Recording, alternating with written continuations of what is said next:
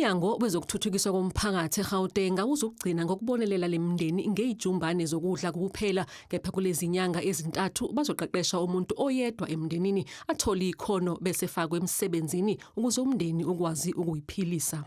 National Sikhipha food parcel is not sustainable.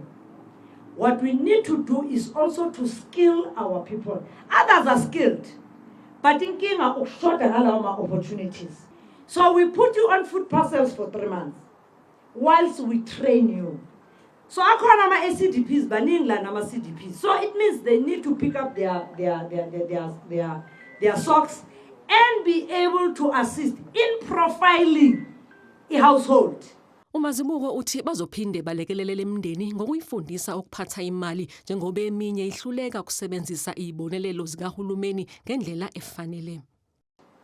Abanye when you enter there babumondli kunama grant abogogo kunama grant abantwana kuna ayikho inhlobo ye grant ingekho in that household, but you then get a concern ukuthi kuyalanjwa in that household. Uthi kanjani when you go there and do a mistake uthola ukuthi hayi even lama grant afika ku more than 20,000. Inkinga is financial management. Intsha ilithokozele kakhulu lolu hlelo njengoba uqala kwalo luyakhela amathuba omsebenzi. How this has helped us, this program, is to alleviate poverty and to also bring in income into our households. As a youth, it's affected kakhulu because we're unemployed.